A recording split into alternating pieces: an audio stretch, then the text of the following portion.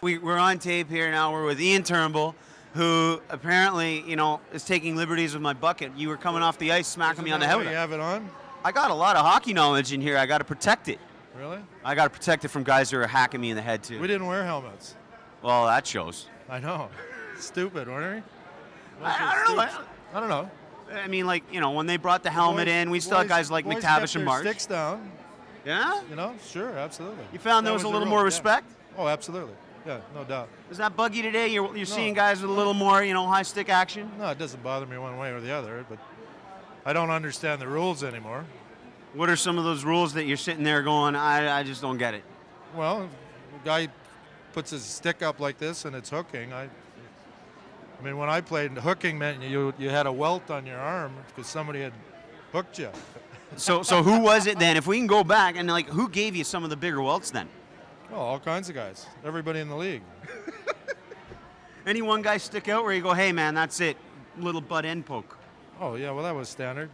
Yeah? Yeah, sure. Good retaliation, refs don't get to see that one? Well, they were, there's only like one ref or two refs at the time, so they didn't have a herd of them. Same as coaches. I think we only had one coach. Well, you had guys like Dick Irvin Sr., Toe Blake, the guys, the ultimate generals just saying, hey, you're doing this, you're doing this, you're doing this, you're doing that, man. You don't have a whole squad of them now. Well, no, I don't think we played the game on the grease board. That's for sure. I think, they've got it to a point where the game is X's and O's, and you can kind of see it out there. It's just a little too scientific for your liking? Well, I think it's an action-reaction type of game, so I'm not sure you can plan it out on the board. Now, we're talking action, reaction. Do you follow a lot of today's game? For example, if I think somebody knows what I'm going to do, the next time I'm going to do something different.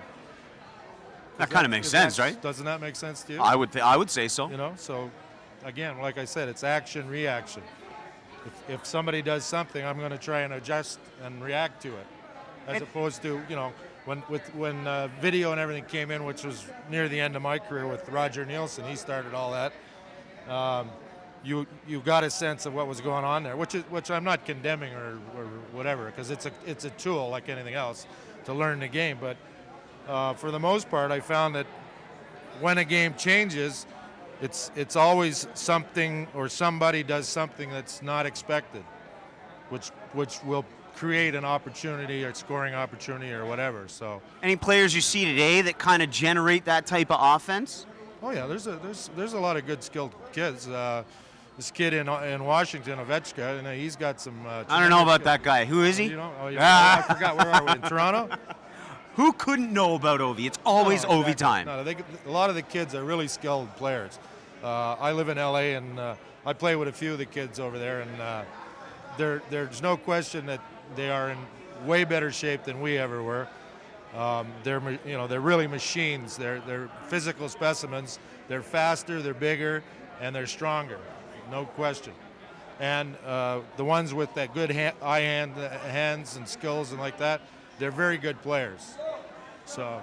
Now, are you following the Stanley Cup playoffs right now too? Sure, absolutely. You got any teams or any players in particular that are standing out for you? Any goaltenders, defensemen that you're saying, man, if I could put two guys out on the ice to cover my end of the zone, who would they be? And the goalie, obviously. I'm not sure I could pick out a couple of players because I don't know all of them.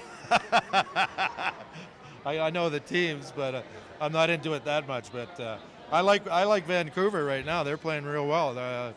They look like they're that's a little bit of a surprise for me.